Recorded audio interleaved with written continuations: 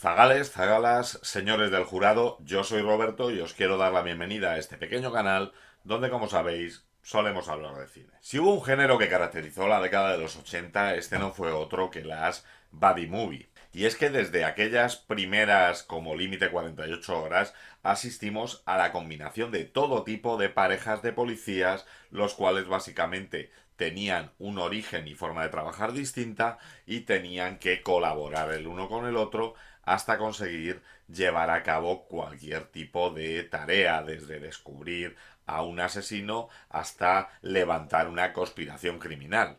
Y es que en los 80 tuvimos todo tipo de películas de parejas, desde aquellas en policía experimentado y policía jovencito que acaba de incorporarse al cuerpo, policía blanco, policía afroamericano, policía oriental con policía blanco, policía con un tío que no era policía, policía con perro, policía con gnomo. O bueno, cualquiera que se les ocurriera a las mentes de los guionistas de la época. Pero para mí hay una película que representa el sumum, que representa la culminación de todo este género de buddy movies y que es de la que os quiero hablar hoy. ¿Me acompañáis? Porque ya sabéis, esto es otro rollo.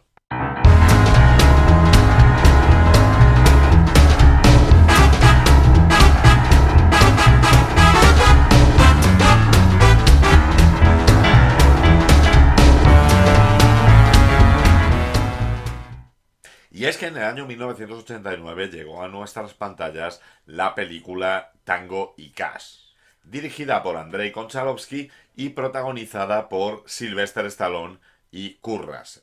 Vamos a seguir las aventuras de dos policías de la ciudad de Los Ángeles, uno del este y uno del oeste.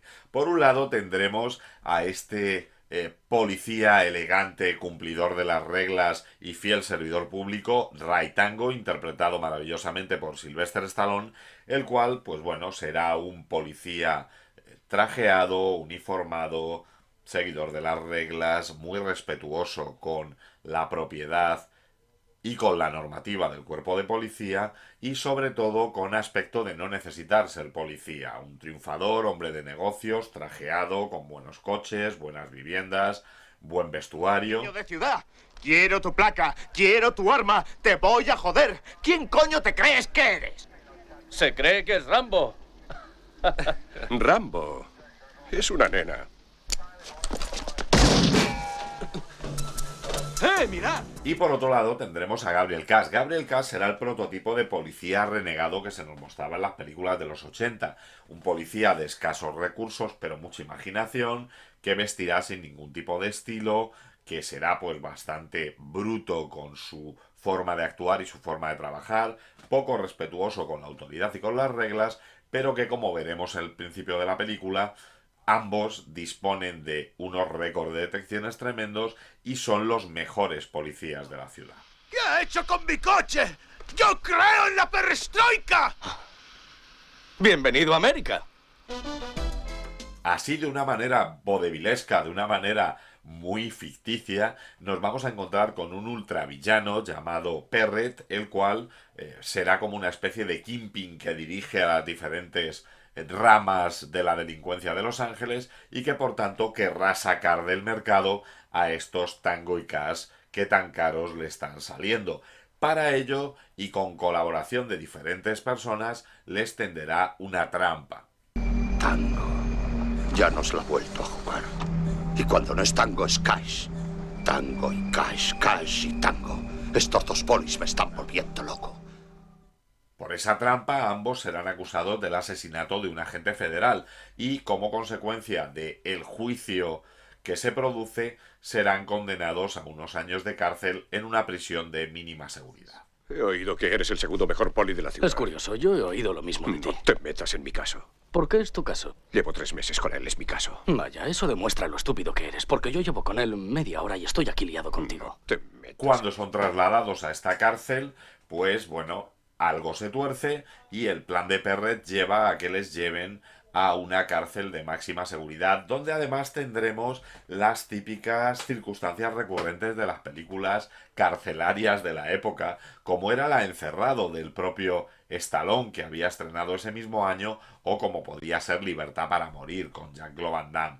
Esas cárceles opresivas, oscuras, obsesivas, donde los presos campan a sus anchas con la colaboración de los guardias, intimidando e incluso agrediendo a los reclusos nuevos.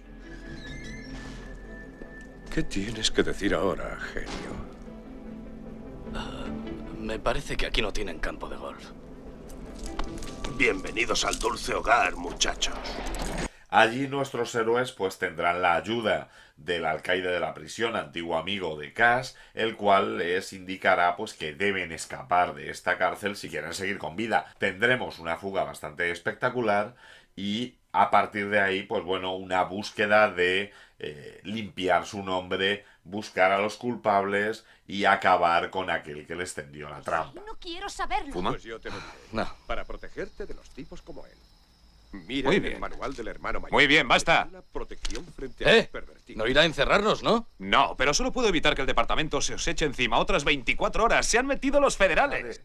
La historia de Tango y Cash no deja de ser curiosa desde la época de la preproducción, dado que, en principio, esta idea de Goober y John Peters fue propuesta a la Warner aprovechando el éxito de las buddy movies de la época, con la idea de que pudiera ser un poco una especie incluso de parodia de estas buddy movies, siendo una película irreverente que no se tomara demasiado en serio a sí misma. La proposición le pareció adecuada a la Warner, que estaba deseando encontrar un vehículo para que aparecieran en pantalla Stallone y Arnold Schwarzenegger. La cuestión es que Arnold Schwarzenegger no estuvo muy interesado en esta película. Por cierto, esto me recuerda que os tenía que comentar una cosa.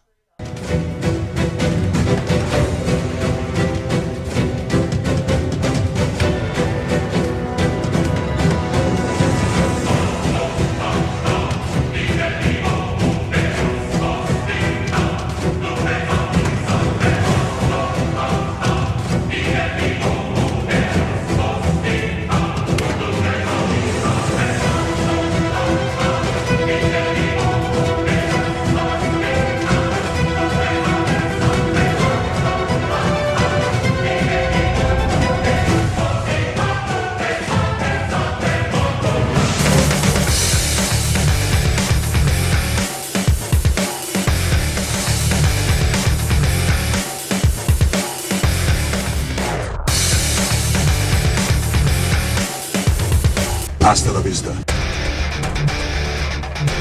baby. Y bueno, si bien Schwarzenegger se apeó rápidamente del proyecto, este sí le pareció curioso a Sylvester Stallone.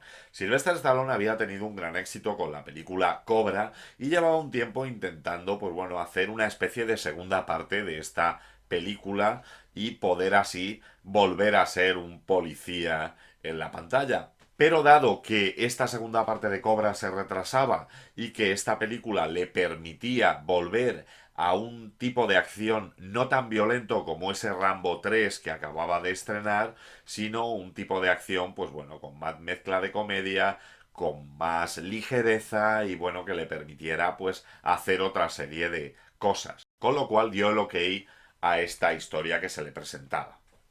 Con la negativa de Schwarzenegger, los productores buscaban ese actor que pudiera interpretar a la otra parte de la policía y pensaron en Patrick Swayze. Patrick Swayze había tenido una gran popularidad desde su aparición en la serie Norte y Sur y además había estrenado ya la película Dirty Dancing, la cual le había llevado a lo más alto y precisamente estaba intentando hacer películas de acción.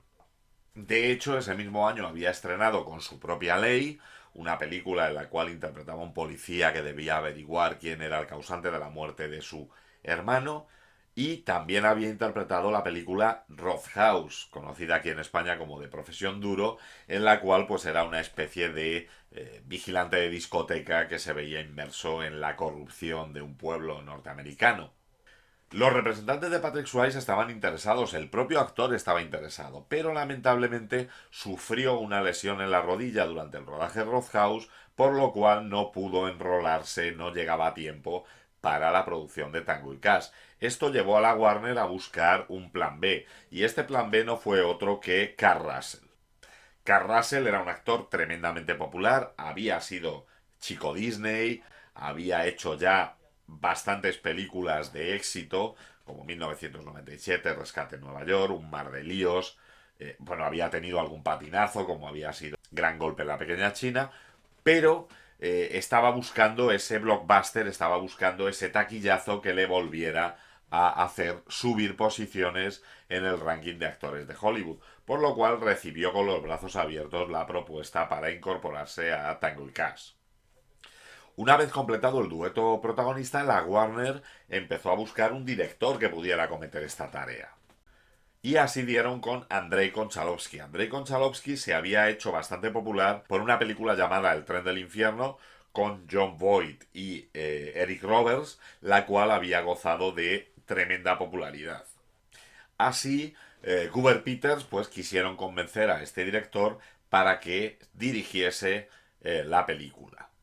Tras una reunión con él en París y una primera aproximación a lo que sería el guión de la historia, Konchalovsky dio el sí y se incorporó a la producción.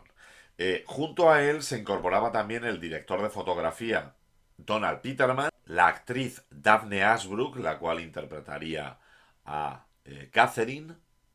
Y bueno, dado que habían sido los productores de la película de Batman de Tim Burton, se trajeron de allí al villano de la función, a Jack Palance, que interpretaría a Perret. Con esta base, el rodaje comenzaría el 12 de junio de 1989 y sería un rodaje lleno de complicaciones desde el primer momento. En primer lugar, tenemos que tener en cuenta que no existía un guión acabado de la película. Se tenían unas líneas bases que eran las que Jon Peters le había vendido a la Warner, pero no había un guión como tal finalizado. Para esa labor se había contratado a Randy Feldman. La cuestión es que Randy Feldman iba trabajando diariamente teniendo en cuenta el plan de rodaje que había definido y además recibía sugerencias por una parte de Jon Peters, que pretendía que la película tuviera un tono mucho más ligero y humorístico. Por otra parte, del director ruso, que pretendía que la película tuviera un tono de thriller serio y que realmente fuera una película de intriga. Y por otra parte, de Sylvester Stallone, muy acostumbrado a involucrarse en sus rodajes, el cual pues no hacía más que llegar cambiando los diálogos de Raita. Ganas un montón de pasta, te vistes como un banquero. ¿Por qué haces esto? Por la acción. ¿Por la acción? La típica acción americana. Si de veras quieres enfrentarte con la muerte, deberías casarte. ¿Es una proposición? A la semana de comenzar el rodaje, Donald Peterman se despidió del mismo por no estar de acuerdo en la línea que quería seguir el director, por lo cual la Warner designó a Barry Sonnenfeld, al que luego conoceríamos por películas como La familia Addams o Men in Black, para que fuera el nuevo director de fotografía de la película. Lo curioso es que este tampoco duró más de una semana en el rodaje y fue sustituido a su vez por Donald E. Thorin, el cual había sido el director de fotografía de la última película en la que había participado Sylvester Stallone, que no era otra que Encerrado. Por otra parte, como ya he comentado, se estaban produciendo constantes reescrituras de guión, y es que parece ser que además del hecho de que Stallone se reescribía sus líneas, Jon Peters tenía la costumbre de aparecer por el rodaje con su Rolls Royce vestido como un jugador de tenis y plantear cualquier tipo de cambio que se le ocurriera, sobre todo enfocado a que la película no debía ser tan seria y a que la película debería tomarse en broma a sí mismo. Esto chocaba mucho con la actitud del director, el cual tenía en mente ridiculizar realmente el papel del héroe típico de película de acción ochentera, especialmente los papeles protagonizados por Stallone, y convertirlos en una especie de personajes superados por las circunstancias y que no podrían resolverlo, siendo toda la resolución o recayendo toda la resolución de las historias en Cash, en ese otro detective menos habitual que sería el que tendría que salvar los muebles. Esta postura chocaba frontalmente con la postura de los productores y llevaba a frecuentes discusiones en los rodajes, llegando John Peters incluso a llevar al presidente del estudio a que viera cómo figuraban los rodajes y a que éste criticara la forma de trabajar del director, dado que parece ser que este director pues tendía a el plano fijo a larga distancia y a panorámicas de la situación,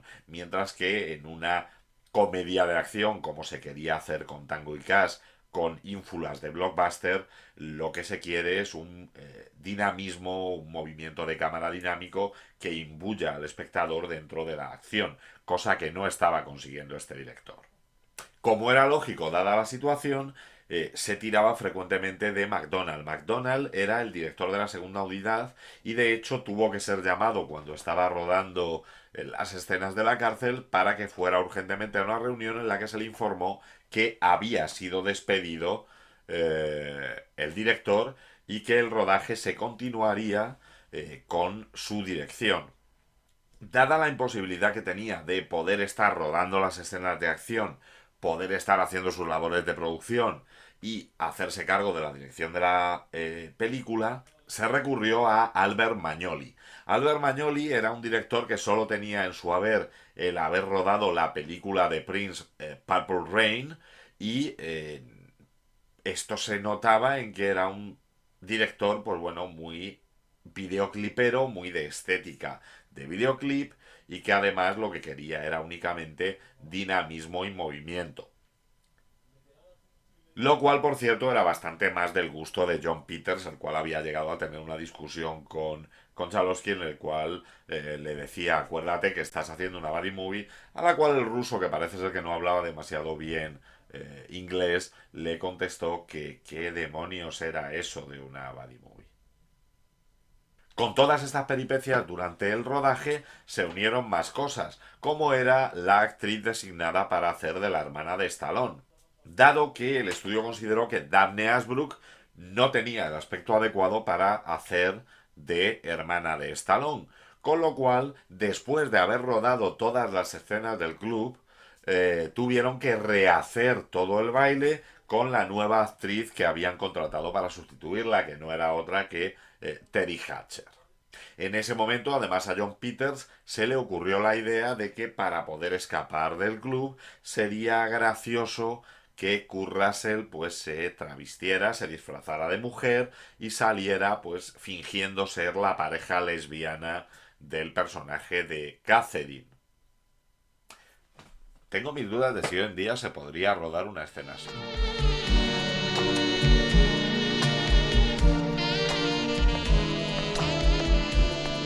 Pelirroja. Profesora de aeróbic, ¿eh? Kiki.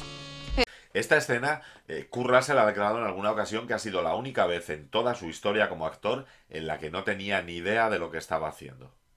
Cuando Albert Magnoli se unió al proyecto, no había un final para la película. De hecho, el final que planteaba Konchalovsky era un final quizá más convencional de película de la época, en el cual habría un aeropuerto, habría una gran pelea en un aeropuerto y de hecho nuestros héroes tendrían que ir ascendiendo niveles como si se tratara de un juego de plataformas de la época hasta llegar a enfrentarse con Perret, con el malvado final.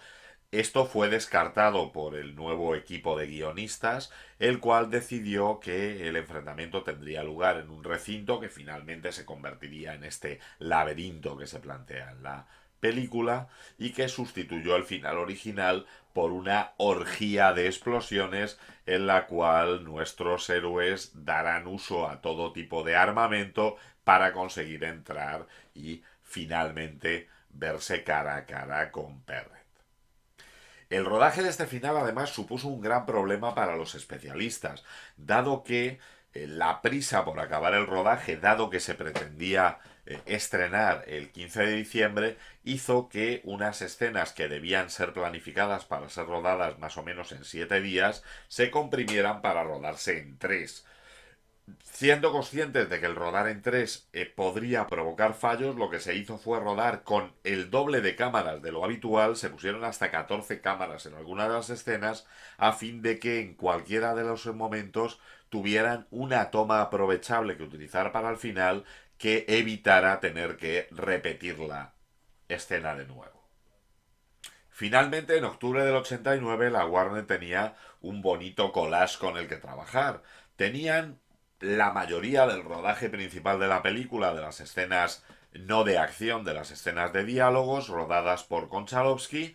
Tenían un montón de escenas de acción rodadas por la segunda unidad con McDonald al frente, y tenían un final apoteósico y unas escenas intermedias humorísticas rodadas por Mignoli. Todo esto hacía un batiburrillo difícil de manejar y ponía muy en riesgo el que la película se pudiera estrenar en el mes de diciembre. Ante esto, la Warner recurrió a un montador experimentado como era Stuart Berth, el cual trabajó con el metraje de cada uno de los directores, incluyendo parte del metraje que había sido rodado por el propio Stallone, y que, pues bueno, mezcló de la mejor manera posible a fin de dar una coherencia a la película y de que ésta pudiera ser estrenada.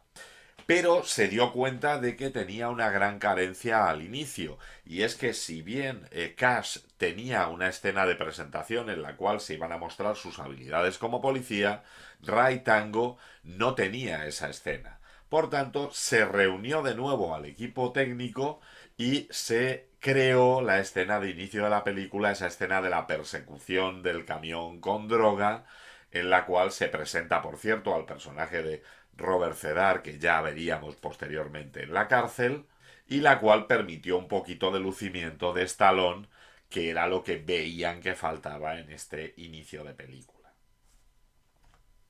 Debemos tener en cuenta que en aquella época el montaje era realmente una labor artesanal realizada a mano, y de hecho tuvieron que recurrir a contratar a un segundo montador, Hubert de la Bouillerie, para que ambos consiguieran llegar a tiempo a la fecha del estreno prevista.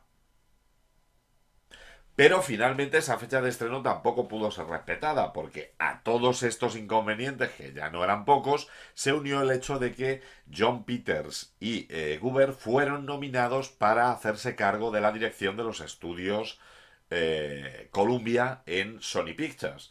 Esto hacía que hubiera una incompatibilidad entre sus labores para Sony y las labores que desempeñaban para Warner, con lo cual fueron despedidos unos días antes del estreno de la película a fin de evitar esta incompatibilidad. La película finalmente fue estrenada el 22 de diciembre de 1989, tal y como la hemos conocido y disfrutado. Y tras su estreno, la recepción crítica realmente no fue nada buena. De hecho, la mayoría de los críticos pensaron que era una película atropellada, que era una película acelerada. Alguno, como el Chicago Tribune, llegó a decir que era la visión que un cineasta europeo tenía sobre el exceso de violencia en las producciones americanas de los 80. Sí, os estáis preguntando lo mismo que yo, que había fumado el redactor de esa crítica. Otros dijeron que era una mezcla de géneros, que no se sabía muy bien si estaba tratando de hacer una película de acción o realmente era una comedia involuntaria. Realmente la crítica no estuvo muy a favor de la película. En cuanto al público, el público respondió. Realmente se recaudaron 68 millones de dólares en la taquilla de Estados Unidos, para un total de 138 millones de dólares a nivel global. El problema está en que los problemas de la producción, de los que hemos hablado antes, habían incrementado el presupuesto de esta película en 20 millones de dólares. Habían llevado su presupuesto a 55 millones de dólares, lo cual la convertía en la película más cara del año y en una de las más caras de los últimos 5 años. Y este encarecimiento de la producción hizo que realmente la taquilla, pues bueno, sirviera para compensar más o menos el coste de la película, pero tampoco para que la consideraran como un gran éxito. Como curiosidad, comentar que por su fecha de producción, 22 de diciembre fue el estreno, fue la última superproducción que fue estrenada en la década de los 80 junto a la película de Steven Spielberg, Always. De hecho, Tango y Cash en cierto modo marcó un poco el tipo de cine que íbamos a ir viendo luego durante la década de los 90. Ordenó. Y el chino me hace tragar esa información falsa sobre la trampa. Y así López piensa que pase lo que pase, yo creeré que ha sido Juan. Pero se trata de López y ahora ya lo sé, ¿no? Bueno, ¿qué opinas? Que con tu coeficiente, aún desarmado, sigue siendo muy peligroso. En la actualidad, en la página Rotten Tomatoes, la película tiene un índice de aprobación crítico de un 31%, lo cual es bastante bajo, y en IMDb tiene un 6,4 sobre 10, lo cual tampoco es ninguna maravilla y bueno, no deja de ser pues una valoración de película bastante correcta.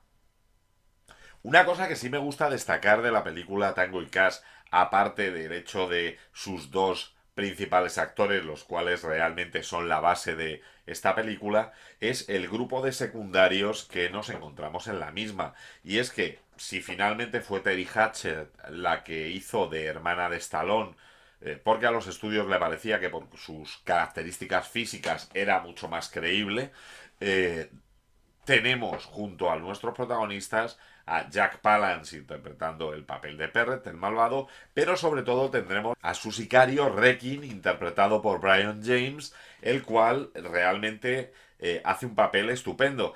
Brian James realmente había sido contratado únicamente para hacer 2 escenas y se empeñó en hacer el papel utilizando el acento Cockney. Bueno, para el que no lo sepa, el acento Cockney es un acento típico del este de Londres que es utilizado en muchísimas películas, tanto americanas como inglesas, como tipo de lenguaje pues de gente de bajo nivel, gente pues de mafias, de bueno, trapicheo en las calles de Londres. Y pues bueno, este actor utilizó este tipo de lenguaje para dar vida a su papel y le gustó tanto a Sylvester Stallone que reescribió varias escenas para que apareciera durante mayor parte de la película, lo cual pues bueno, fue muy agradecido por Brian James. ¿Por qué? Por otra parte, Volarle la cabeza a un tío con una granada de mano es pasarse un poco, ¿no te parece? Cada uno tiene su sistema. Me alegro de que te hayas negado a hablar, Rekin, ¿sabes? Deja que le pegue un tiro en la pierna y hablará. No quiero la pierna, lo quiero entero. Es posible que no sepa nada. Me da igual. ¿Cómo que te da igual? ¿Qué coño es esto? ¡Eres un poli! Sí, yo era un poli, pero a causa de este mamón y sus amigos ya no lo soy.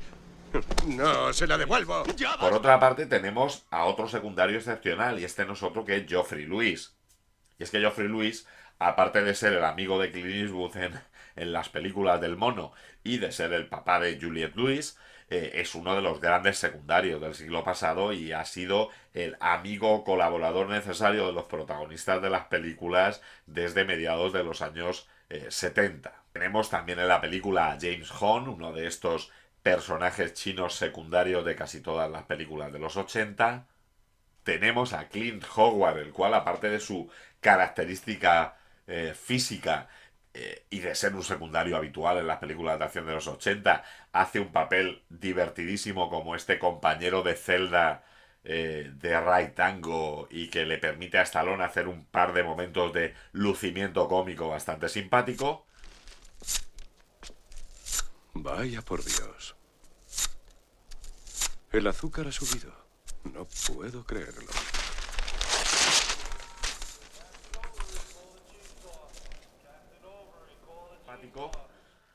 Y tenemos a Michael J. Pollard, el cual interpreta a esta especie de inventor, creador de armas, amigo de Gabriel Cash, que nunca se termina de especificar quién es realmente y que es una de estas apariciones estrambóticas dentro de esta película que la aleja de cualquier atisbo de realidad posible.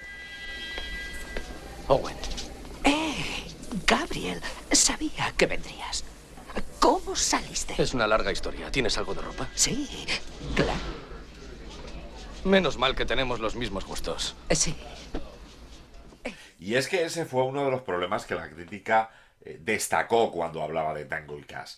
Tango y Cash era una buddy movie, Tango y Cash era una película de acción que trataba de ser medianamente creíble, pero que sin embargo tenía una cantidad de situaciones estrambóticas muy alejadas de la realidad que se convierten en su sello de fábrica y que la diferencian del resto de buddy movies de la época. Así, por ejemplo, tenemos simplemente el personaje de Perret, el personaje de Jack Palance. Estamos hablando de que es un cerebro criminal que maneja pues una especie de red de tráfico de drogas en la ciudad, pero su comportamiento es el de un villano de película de James Bond. Y de hecho, ¿qué más de villano de película de James Bond que tener un sistema de autodestrucción en su base? O sea, ¿quién necesita un sistema de autodestrucción en un edificio de oficinas? Pues parece ser que Perret lo necesitaba. Por otra parte, resulta completamente inverosímil el hecho del cambio de prisión al que van nuestros protagonistas.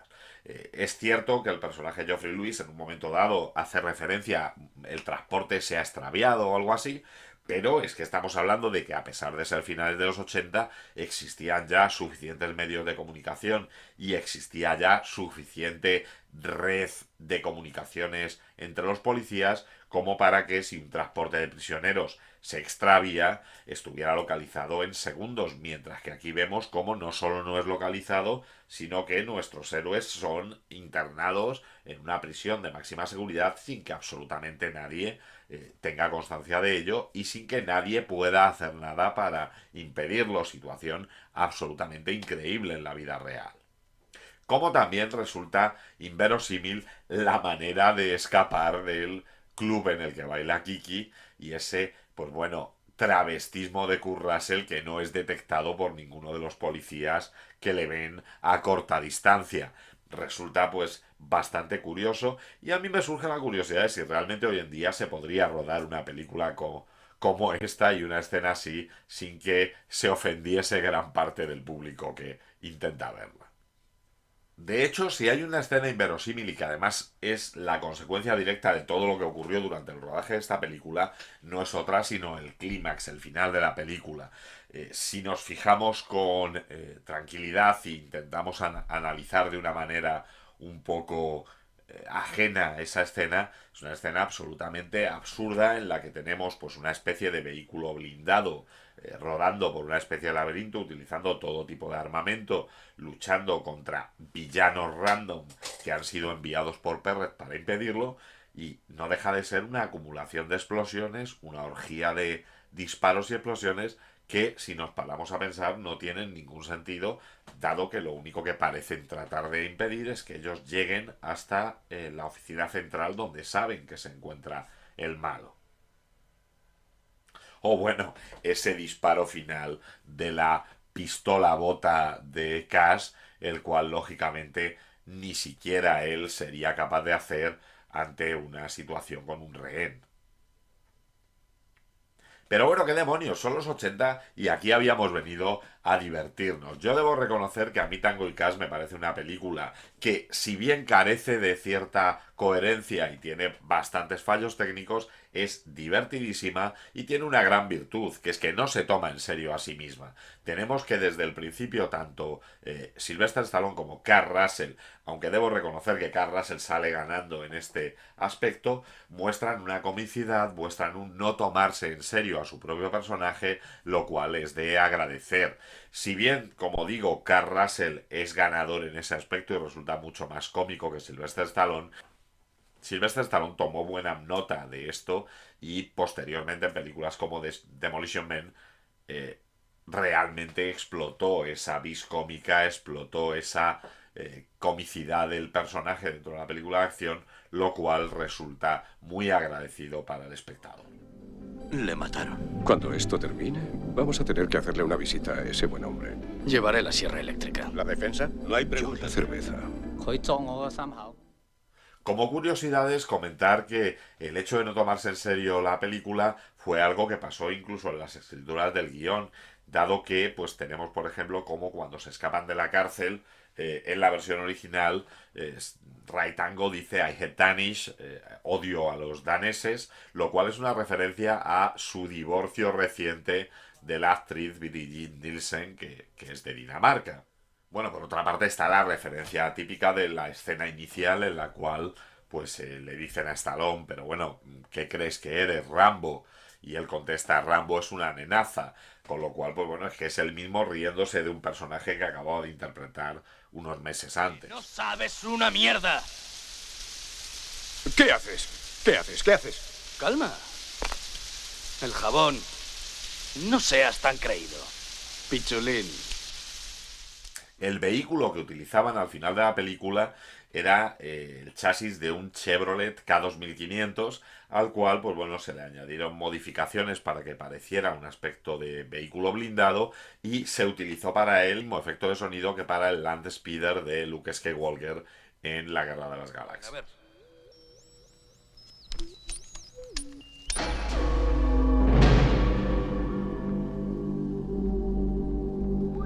Dios mío.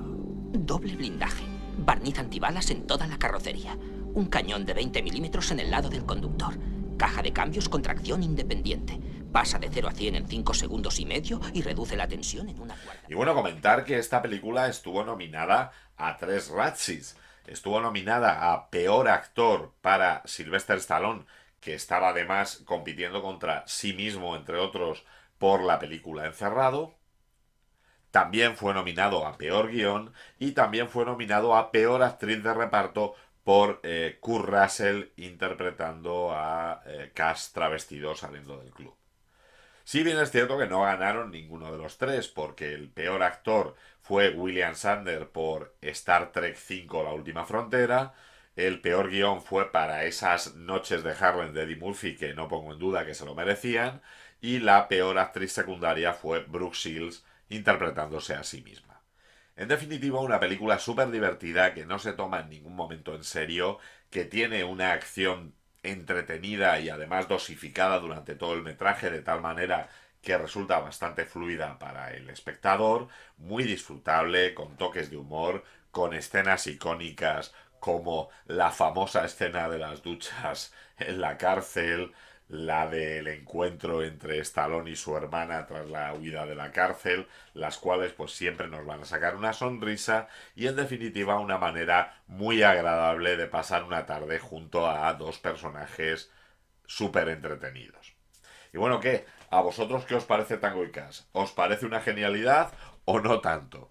Ya sabéis, ponedme lo que queráis en la caja de comentarios. Si os ha gustado el vídeo, dadle a like, suscribíos al canal y sobre todo recordad pasar por la sección Canales que me enrollan dentro de mi canal, donde tendréis más canales de compañeros que hablan de cine, incluso a veces mejor que yo. Y como siempre digo, parafraseando a Typical, en el próximo programa hablaremos del gobierno.